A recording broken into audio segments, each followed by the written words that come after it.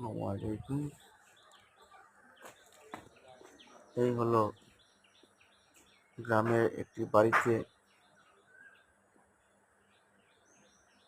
থাই aluminium ও গ্লাসের কাজ। এই ভিডিও আসলে গ্রামের বাড়িতে এরকম ঘরটা না অনেক সুন্দর লাগে, ভেরি বিউটিফুল।